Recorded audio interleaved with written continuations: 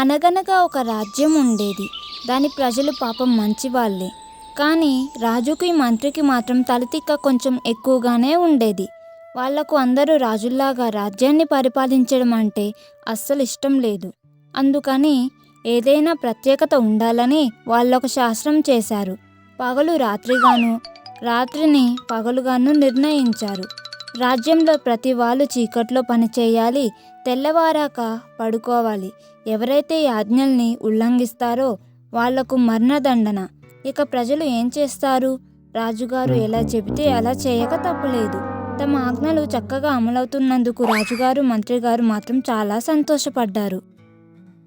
ఒక రోజున తన శిష్యుడితో పాటు ఆ రాజ్యానికి వచ్చాడు మహిమాన్వితుడైన ఒక గురువు. మధ్యాహ్నం అవుతున్నది. నగరం చాలా అందంగా ఉన్నది. కానీ అటు ఇటు తిరుగుతూ మనుషులు కాదు గదా, ఒక ఎలుక కూడా కనపడలేదు వాళ్లకు.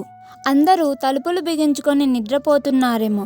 రాజా ఆజ్ఞకు భయపడి ప్రజలు చివరికి రాజ్యంలో పశువులకు కూడా పగటి నిద్ర అలవాటు చేశారు. గురు శిష్యులిద్దరూ చాలా ఆశ్చర్యం వేసింది. అయితే సాయంత్రం అయ్యేసరికి నగరమంతా ఒక్కసారిగా మేల్కొన్నది. ప్రజలంతా ఎవరి పనులు వాళ్ళు చకచక చేసుకోవడం మొదలుపెట్టారు. గురు శిష్యులకు వాళ్ళ విధేయత చూస్తే ముచ్చట వేసింది. చీకటి పడుతుండగా వాళ్ళిద్దరికి బాగా ఆకలి వేసింది. దుకాణాలు తెరిచారు గనక వెళ్ళి ఏమైనా భోజన సామాగ్రి కొని తెచ్చుకుందామని బజారుకు వెళ్ళారు ఇద్దరు. చూస్తే ఆశ్చర్యం వేసింది ఇద్దరికి. అన్ని సామాన్లది ఒకటే రేటు, ఒక్కోటి ఒక్కో దుడ్డు. సోలెడు బియ్యము అంతే, డజను అరటిపళ్ళు అంతే. శిష్యుడు భోజన ప్రియుడు. అతను ఆ ధరల్ని చూసి చాలా సంతోషపడ్డాడు. ఎన్ని సామాన్లు కొనుక్కున్నా నిండా 10 దుడ్లు కూడా ఖర్చవ్వలేదు. మరి ఇది పిచ్చివాళ్ళ రాజ్యం నాయనా, ఇలాంటి చోట ఉండడం ప్రమాదం. వేరే ఎక్కడికైనా త్వరగా పోదాం పద, ఇక్కడ ఉండకూడదు అన్నారు గురువుగారు శిష్యుడితో మెల్లగా. శిష్యుడికి మాత్రం ఆ రాజ్యం స్వర్గాన్ని తలపించింది. పారిపోయేందుకు తగిన కారణం ఏదీ కనపడలేదు. ఇక్కడ ఉన్నంత తిండి పదార్థాలు మనకు ఈ ధరల్లో వేరే ఎక్కడా దొరకవు. ఎంత అద్భుతమైన ప్రదేశం ఇది, ఇక్కడే ఉండిపోదాం మనం అన్నాడు వాడు. ఇది ఎక్కువ కాలం నడవదు నాయనా, అదీగాక వీళ్ళు నిన్ను ఎప్పుడు ఏం చేస్తారో ఎవరికీ తెలీదు. నా మాట విని నాతో వచ్చేయ్, ఇద్దరం వేరే ఎక్కడికైనా పోదాం అని నచ్చచెప్ప చూశారు గురువుగారు. కానీ శిష్యుడు ఒప్పుకోలేదు. ఆ రాజ్య వైభవం ముందు గురువుగారి మంచి మాటలు చెవికి ఎక్కలేదు. ఏమైనా సరే తను ఈ స్వర్గాన్ని వదిలి రాను అన్నాడు శిష్యుడు. చేసేది లేక గురువుగారు అతన్ని అక్కడే వదిలి నీకు అవసరమైనప్పుడు పిలువు, వస్తాను అని చెప్పి వెళ్ళారు. శిష్యుడు మాత్రం అక్కడే ఉండిపోయాడు. సంతోషంగా రోజు అరటిపళ్ళు, నెయ్యి, తేనె, అన్నం, గోధుమ రొట్టెలు ఇట్లా ఏవి పడితే అవి మెక్కి అచ్చోసిన ఆంబోతు మాదిరి గుండ్రంగా, నున్నంగా, బలంగా తయారయ్యాడు. ఆ నగరంలో ఉన్న ఒక ధనిక వ్యాపారి ఇంట్లోకి ఒకనాడు ఒక దొంగ జొరబడ్డాడు. మామూలుగా కాదు, వ్యాపారి ఇంటి గోడకు కన్నం వేసి ఆ కన్నంలో నుంచి లోనికి దూరాడు. లోపల ఉన్న విలువైన వస్తువుల్ని మూటగట్టుకొని ఇక బయటపడదామనుకునే లోపల వాడు కన్నం వేసిన గోడ నిలువునా కూలింది. వాడు తన తవ్విన గోడ క్రిందనే తాను పడి చచ్చిపోయాడు. అయితే ఆ దొంగ తమ్ముడు రాజుగారి దగ్గరికి పోయి వ్యాపారి మీద ఫిర్యాదు చేశాడు. ప్రభు, మా అన్న తన కులవృత్తిని సజావుగా నిర్వర్తిస్తుండగా ఒక గోడ అతని మీద కూలి అతని ప్రాణాల్ని నిలువుగా తీసింది. దానికి కారణం ఈ వ్యాపారే. అతను గోడను బలంగా దృఢంగా కట్టి ఉంటే మా అన్నకు ఇలాంటి గతి పట్టేది కాదు. తమరు ధర్మమూర్తులు, దోషిని కఠినంగా శిక్షించి మా అన్న కుటుంబానికి న్యాయం చేయాలి అని. రాజుగారు వాడికి న్యాయమే గెలుస్తుందని భరోసా ఇచ్చి వ్యాపారిని పిలిపించాడు. వ్యాపారి రాగానే ప్రశ్నల వాన మొదలైంది. నీ పేరు? వరహాల శెట్టి ప్రభు. చచ్చిపోయిన ఆ వ్యక్తి మీ ఇంటిని దోచుకునేందుకు వచ్చినప్పుడు నువ్వు అక్కడే ఉన్నావా? మా ఇంట్లోనే ఉన్నాను మహారాజా. వాడు గోడకు కన్నం వేసి ఇంట్లోకి దూరాడు. గోడ బలహీనంగా ఉంది, అది వాడి మీదనే కూలింది. దోషి తన నేరాన్ని ఒప్పుకున్నాడు. దోషి కట్టిన గోడ ఒక వ్యక్తి ప్రాణాలను హరించింది. దీనికి పూర్తి బాధ్యత దోషిదే. మేము నీకు తగిన దండన విధిస్తాం వరహాల శెట్టి. కానీ మహారాజా అన్నాడు వరహాల శెట్టి. కథ ఇలా అడ్డం తిరిగిందేమి అని ఆశ్చర్యపోతూ, కానీ గీని ఏమీ లేదు, నేరం చేసిన వాడికి శిక్ష పడవలసిందే అన్నాడు రాజు గంభీరంగా. తన ప్రాణాలకు ఎసరు పెట్టారన్న తర్వాత వరహాల శెట్టి మెదడు చురుకుగా పనిచేసింది. ఒక్క క్షణం ఆగండి మహారాజా, నిజానికి ఆ గోడను కట్టింది నేను కాదు. గోడను కట్టిన మేస్త్రిదే అసలు తప్పు. అతను దానిని గట్టిగా కట్టి ఉండాల్సింది. అతని నిర్లక్ష్యం వల్ల ఒక నిండు ప్రాణం బలైపోయింది. మీరు అతన్ని శిక్షించాలి మహాప్రభు అన్నాడు శెట్టి. గోడను కట్టిన మేస్త్రి ఎవరు? అడిగారు రాజుగారు. ప్రభు, ఆ ఇంటిని మా నాన్నగారి హయాములో కట్టారు. అప్పుడు మా ఇంటి గోడ కట్టిన మేస్త్రి ఇప్పుడు ముసలివాడయ్యాడు. నాకు బాగా తెలుసు, అతను ఇక్కడికి దగ్గరలోనే ఉంటాడు అన్నాడు వరహాల శెట్టి ఊపిరి పీల్చుకుంటూ. మేస్త్రిని పిలుచుకురమ్మని సేవకులను పంపారు రాజుగారు. వరహాల శెట్టిని క్షమించి వదిలేస్తూ కొద్దిసేపటికి మేస్త్రి వచ్చి నిలబడ్డాడు. ఏమయ్యా, వరహాల శెట్టి తండ్రి బ్రతుకున్న కాలంలో వాళ్ళ ఇంటి గోడను కట్టావట నువ్వు, నిజమేనా? అవును ప్రభు, ఇట్లాంటి గోడనా కట్టేది? అది ఒక పేద దొంగ మీద కూలి వాడి ప్రాణాలనే హరించింది. నువ్వే ఈ హత్య చేసినట్లు రుజువైంది గనక మేం నీకు మరణదండన విధించాలి ఇప్పుడు. రాజుగారు తొందరపడి తనకు మరణదండన విధించేలోగా మేస్త్రి తెలివి మేల్కొన్నది. అతను గట్టిగా వాదించాడు. ప్రభు, నన్ను శిక్షించే ముందు నా మొరను ఒకసారి ఆలకించండి. నేను ఈ గోడను కట్టిన మాట వాస్తవం. అది బాగా కట్టలేదన్నది వాస్తవమే. అయితే అది అలా ఎందుకు తయారైందో కూడా చూడాలి తమరు. ఆ సమయంలో నా మనసులో లేదు. నాకు ఇంకా గుర్తున్నది. నేను గోడను కడుతూ ఉన్న సమయంలో ఒక నర్తకి తన కాలి అందల్ని చేతి గాజుల్ని గలగలలాడించుకుంటూ అటూ ఇటూ తిరుగుతూనే ఉన్నది రోజంతా. దాంతో నా మనసు వశం తప్పింది. నా చూపు ఇక నేను కడుతున్న గోడ మీద నిలవలేదు. మీరు ఆ నర్తకిని కఠినంగా శిక్షించాలి. ఆమె ఇల్లు నాకు తెలుసు అన్నాడు మేస్త్రి. నాకు తెలుసు. కథలోతు పెరుగుతున్నది. దీన్ని పూర్తిగా పరిశోధించకుండా వదిలేందుకు వీలు లేదు. ఆ నర్తకిని ఇటు పిలుచుకురండి, ఆమె ఎక్కడున్నా సరే అన్నారు రాజుగారు. ఇప్పుడు ఆ నర్తకి ముసలిదయ్యింది. ఆమె వణుక్కుంటూ వచ్చి నిలబడ్డది. పాపం, ఈ మనిషి అక్కడ కూర్చొని గోడ కడుతున్నప్పుడు నువ్వు గాజులు అందలు గలగలలాడించుకుంటూ వీధుల్లో అటూ ఇటూ తిరిగావా? నువ్వు వయసులో ఉన్నప్పుడు ఒక రోజున అని అడిగారు రాజుగారు. అవును మహారాజా, నిజమే అన్నది. అయితే నువ్వే దోషివన్నమాట. గాజులు అందలు గలగలలాడించి నువ్వు వాడి ఏకాగ్రతను దెబ్బతీశావు. దాంతో వాడు కట్టే గోడ పాడయింది. అది ఒక పేదవాడి మీద కూలి వాడి ప్రాణం తీసింది. నీ మూలంగా ఒక అమాయక ప్రాణి బలైంది. నీకు శిక్ష తప్పదు. ఆమె ఒక్క క్షణం ఆలోచించి అన్నది. మహారాజా ఆగండి. నేను ఆ రోజున అట్లా రోడ్డు మీద అటూ ఇటూ ఎందుకు తిరిగానో గుర్తుకు వచ్చింది. ఇదంతా ఆ కంసాలి చేసిన పని. నేను అతనికి కొన్ని బంగారు నగలు చేయమని డబ్బులిచ్చాను. అతను వాటిని ఇప్పుడిస్తాను అంటూ ఆ రోజంతా తిప్పుతూనే ఉన్నాడు. అతని వల్ల ఆ రోజు కనీసం 1 డజను సార్లు అటూ ఇటూ తిరిగి ఉంటాను. అది నా తప్పు కాదు ప్రభు, అదంతా ఆ నీచుడు కంసాలి చేసిన తప్పు అని అంటుంది. పాపం, నిజంగానే ఈమెది ఏ తప్పు లేదు అనుకున్నాడు రాజుగారు. అందిన సాక్ష్యాధారాలను పరిశీలిస్తూ అసలు నేరస్తుడు ఇప్పుడు దొరికాడు. పోయి ఆ కంసాల్ని ఇటు ఈడ్చుకొని రండి అని సైనికులను ఆజ్ఞాపించాడు. సైనికులు పరుగున వెళ్ళేసరికి కంసాలి తన దుకాణంలో ఒక మూలన నక్కి కూర్చొని ఉన్నాడు. తన మీద వచ్చిన ఆరోపణలు వినగానే అతను కూడా తన కథ వినిపించాడు. ప్రభు, నేనొక పేద కంసాలిని. ఈ నర్తకిని నేను నా దుకాణం చుట్టూ అనేకసార్లు తిప్పించుకున్న మాట నిజమే. అయితే నేను ఆమెకి అలా సాకులు చెప్పటానికి ఒక కారణం ఉంది. నా మీద ఒక ధనిక వర్తకుడు చాలా ఒత్తిడి తెచ్చాడు. ఆ ధనిక వర్తకుడి ఇంట్లో పెళ్లి ఉండింది. ఆ సమయంలో ఆయన తన నగల్ని ముందుగా చేసి ఇవ్వాలని నన్ను బలవంత పెట్టాడు. ధనికులు ఎంత గట్టిగా మాట్లాడతారో మీకు తెలియని సంగతి కాదు కదా. అయిన వల్లనే నేను ఈమెకు నగల్ని అందివ్వటంలో ఆలస్యమైంది. ఎవడా ధనిక వర్తకుడు?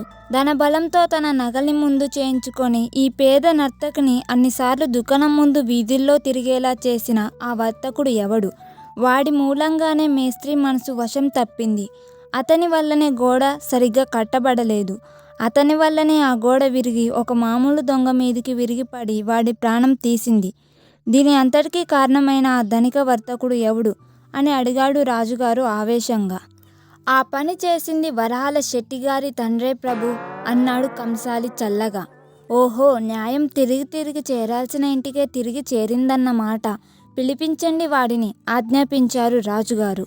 మా నాన్నగారిని ఇప్పుడు పిలిపించలేము ప్రభు, ఆయన చనిపోయి చాలా కాలమే అయ్యింది అన్నాడు వరహాల శెట్టి. అయితే ఆ శిక్షను నువ్వు అనుభవించు అన్నారు రాజుగారు. మంత్రిని సంప్రదించి, నీ తండ్రి హంతకుడు అని రుజువైంది, అతన్ని న్యాయస్థానం ముందు నిలబెట్టాల్సిన బాధ్యత నీదే. అతను చనిపోయాడంటున్నావు, నిజమే కావచ్చు. అయినా అతని బదులు వేరే ఎవరో ఒకరు శిక్షను అనుభవించకపోతే ఎలాగా? హంతకుడైన నీ తండ్రి నుండి నీకు ఆస్తుపాస్తులన్నీ సంక్రమించాయి, వాటితో పాటు అతని నేరాలు కూడాను. నువ్వు ఆ నేరాల నుండి ఊరికే తప్పించుకొని పోలేవు. నిన్ను మొదటిసారి చూసినప్పుడే అనుకున్నాను, ఈ ఘోర నేరం వెనుక ఉన్న అసలు సూత్రధారి నువ్వే అయి ఉంటావని. నా ఊహ నిజమైంది.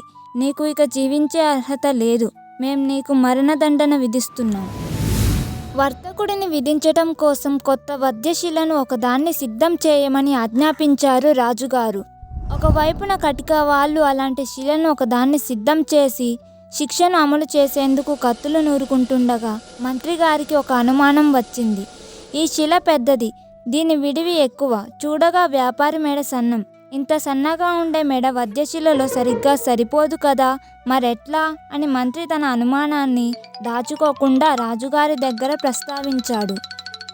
తను ఈ సంగతిని ముందే ఎందుకు గమనించలేదు అని రాజుగారికి చాలా సిగ్గు వేసింది. మరేం చేద్దాం అని ఆయన మంత్రినే అడిగారు. మంత్రిగారి ముందు చూపును ప్రశంసిస్తూ, అయితే అదే సమయంలో ఆయనకు ఒక ఉపాయం తోచింది. ఇతని తల శిలలో పట్టకపోతే మాత్రం నష్టమేముంది?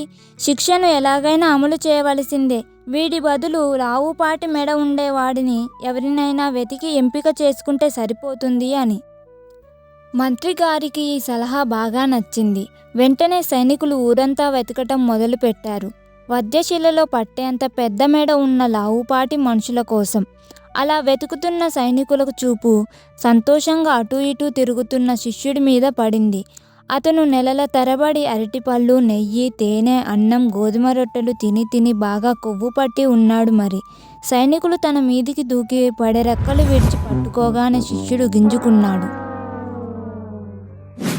నేనేం తప్పు చేశాను? నేను నిరపరాధిని, సన్యాసిని అని మొత్తుకున్నాడు అతను. కావచ్చు, కానీ వధ్యశిలకు సరిపోయేంత మెడ ఉన్నవాడిని పట్టుకురమ్మని రాజుగారి ఆజ్ఞ. సైనికులు శిష్యుడిని శిరచ్ఛేదం కోసం తీసుకుపోయారు. అప్పటికి గాని తన గురువుగారి హెచ్చరికలోని మర్మం అర్థం కాలేదు శిష్యుడికి. ఇది పిచ్చోళ్ళ రాజ్యం, ఇలాంటి చోట ఉండటం ప్రమాదం అని తనకి చిలక్కి చెప్పినట్లు చెప్పారే, అయినా తను వినలేదు. దీన్నే స్వర్గం అనుకున్నాడు. ఇప్పుడు ఏం జరుగుతున్నదో చూడు అని అతనికి ఏడుపు వచ్చింది. ఇక వేరే దారేది లేదు. దేవుడా, ఈ ఒక్కసారి అవకాశం ఇవ్వు, మరెప్పుడూ గురువుగారి మాటను జవదాటను అని అతను మౌనంగా ప్రార్థన మొదలు పెట్టుకున్నాడు.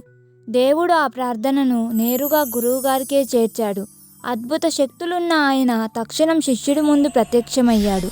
శిష్యుడిని తక్కువ మాటల్లోనే మెత్తగా చీవాట్లు పెట్టి ఎవ్వరూ వినకుండా ఏదో చెప్పాడు. ఆ పైన రాజుగారి దగ్గరికి వెళ్ళి ధైర్యంగా అడిగాడు, రాజా, గురువు ఎక్కువ శిష్యుడు ఎక్కువ అని. గురువే ఎక్కువ, సందేహం లేదు. అయినా నన్నెందుకు అడుగుతున్నారు అన్నారు రాజుగారు. అయితే నా శిష్యుడి కంటే ముందు నాకు శిరచ్ఛేదం చేయండి, నా తర్వాత గాని వాడి తల తీసేందుకు వీలు లేదు అన్నాడు గురువు. సంగతి అర్థమైన శిష్యుడు అక్కడి నుండి అరవటం మొదలుపెట్టాడు. నేను ముందు, మీరు ముందు నన్ను కదా ఇక్కడికి తెచ్చింది, నా మేడే కదా వధ్యశిలలో పెట్టేది, అందుకని ముందు నన్నే విధించాలి, ఆయన్ని కాదు. ఆయనకు చెప్పండి ఇక్కడి నుండి వెళ్ళిపోమ్మనండి ముందు అని. రాజుగారు మంత్రిగారు నోళ్ళప్పగించి చూస్తుండగానే గురు శిష్యుల మధ్య పోట్లాట మొదలైంది. నేను ముందు అని. రాజుగారికి మంత్రిగారికి వాళ్ళ ప్రవర్తన ఆశ్చర్యం కలిగించింది. రాజుగారు గురువుని అడిగారు, మీరెందుకు చనిపోవాలని తొందరపడుతున్నారు? వధ్యశిలకు సరిపోయేంత మెడ ఉన్నది గనక మేం అతనిని ఎంపిక చేసుకున్నామని. మీరు నన్ను ఎలాంటి ప్రశ్నలు అడక్కండి, ముందుగా నన్ను వధించాలి అంతే అన్నాడు గురువు మొండిగా. ఎందుకు? ఇందులో ఏదో రహస్యం ఉంది, మీరేదో దాస్తున్నారు. జ్ఞానిగా మీకు తెలిసిన దానిని మా బోటి వాళ్లకు వివరించటం మీ బాధ్యత. చెప్పండి అన్నారు రాజుగారు. నేను చెబితే మీరు నన్నే విధించాలి ముందు, మాట ఇస్తారా అడిగాడు గురువు. రాజుగారు సరే అన్నారు. ఆయన రాజును దూరంగా తీసుకెళ్ళి సేవకులకు ఎవ్వరికీ వినపడకుండా గుసగుసగా చెప్పాడు. మేమిద్దరము ఇప్పుడే ఇక్కడే చచ్చిపోవాలని ఎందుకు పంతం పడుతున్నామో ఇంకా అర్థం కాలేదా మీకు? మేమిద్దరము అనేక దేశాలు తిరిగాం. ఈ భూమి మీద నిజానికి మేము చూడని ప్రదేశమే లేదు. కానీ ఇంతవరకు మాకు మీ రాజ్యం లాంటి రాజ్యం కానీ మీలాంటి రాజుగారు కానీ ఎక్కడా కనపడలేదు. ఇప్పుడు మీ ముందున్న వధ్యశిల మామూలుది కాదు. సాక్షాత్తు ఆ యమధర్మరాజు ఇష్టపడే శిల అది. పైగా కొత్తది. దాని మీద ఇంతవరకు ఎలాంటి నేరము మోపబడలేదు. అలాంటిది ఈ శిల మీద మొదట మరణించే వాడి భాగ్యం ఏమని చెప్పేది? వాడు ఈ రాజ్యానికి రాజుగా పునర్జన్మ పొందుతాడు. దీని మీద మరణించే రెండో వ్యక్తి ఈ రాజ్యానికి మహామంత్రిగా తిరిగి జన్మిస్తాడు. మాకు ఈ సన్యాస జీవితం అంటే వెగటు పుట్టింది. కొంతకాలం పాటు రాజుగాను మంత్రిగాను జీవిస్తే బాగుండునని ఉన్నది. ఇప్పుడు ఇక మీరు మీ మాటను నిలబెట్టుకోండి మహారాజా. మమ్మల్ని వధించండి. నేను ముందు గుర్తుంచుకోండి. రాజుగారు తీవ్రంగా ఆలోచించసాగారు. నా రాజ్యం ఇంకొకరి చేతిలో పడితే ఎలా అని ఆయనకు చింత పట్టుకున్నది. ఏది ఏమైనా ఈ సమస్య చిన్నది కాదు. కొంచెం జాగ్రత్తగా ఆలోచించి గాని నిర్ణయం తీసుకునేందుకు లేదు. ఆయన వెంటనే శిష్యుడి శిక్షను వాయిదా వేశాడు. ఆ పైన మంత్రితో రహస్య మంతనాలు జరిపాడు. వచ్చే జన్మలో కూడా మన రాజ్యం మన చేతుల్లోనే ఉండేటట్లు చూసుకోవాలి. వీళ్ళ బదులు మనమే వధ్యశిలను ఎక్కితే ఎలా ఉంటుందంటావు? వచ్చే జన్మలో కూడా రాజ్యం మనదే అవుతుంది అని. మంత్రికి కూడా ఆ ఆలోచన సరైనదిగా తోచింది. శిక్షను అమలు చేసే తలార్లు మనల్ని గుర్తించారంటే పని చెడుతుంది. మనల్ని వధించేందుకు వాళ్లకు చేతులు రావు. అందుకని వాళ్ళ మాదిరే బట్టలు వేసుకొని పోయి కూర్చుందాం. ఏమంటారు ప్రభువులు అన్నాడు మంత్రి. ఇద్దరు కూడా బలుక్కొని తలారులను పిలిచి రాత్రికి రాత్రే శిక్షలు అమలు జరపాలి. ముందుగా వచ్చిన వాడిని ముందు, తర్వాత వచ్చిన వాడిని తర్వాత వధించండి. తప్పు చేస్తే జాగ్రత్త. మా కోసం ఎదురు చూడకండి అని చెప్పేశారు. ఆ పైన గురు శిష్యులిద్దరిని వదిలేసి వాళ్ళ స్థానంలో తాము కూర్చున్నారు. సంగతి తెలియని తలార్లు పాపం వాళ్ళ పని వాళ్ళు కానిచ్చేశారు. తర్వాత చూస్తే ఏముంది, నేరస్తుల శరీరాలకు బదులు తమ రాజు మంత్రుల శరీరాలు కనపడ్డాయి. ఇక రాజ్యమంతా అల్లకల్లోలమైంది. పెద్దలంతా కూర్చొని రాజ్యం నడిచేదెలాగా, కొత్త రాజు ఎవరు, కొత్త మంత్రి ఎవరు అని చర్చలు జరిపారు. చివరికి ఎవరికీ తెలియకుండా రాజ్యం దాటిపోతున్న గురు శిష్యులు ఇద్దరిని పట్టుకొని మీరే మా రాజు మంత్రి అన్నారు వాళ్ళంతా. శిష్యుడైతే వెంటనే ఒప్పేసుకున్నాడు కానీ గురువుగారు మాత్రం అస్సలు ఒప్పుకోలేదు. చివరికి పాత చట్టాలన్నిటినీ తొలగించవచ్చు, పూర్తిగా కొత్త శాసనాలను అమలు చేయవచ్చు అని హామీ ఇచ్చాక ఆయన తాత్కాలికంగా రాజ్యం నడిపేందుకు ఒప్పుకున్నాడు. ఆ పైన రాజ్యంలో పగలు పగలు, రాత్రి రాత్రిగానూ అయిపోయాయి. కొంతకాలానికి ఆ రాజ్యానికి ఇతర రాజ్యాలకు తేడా లేకుండా అయింది.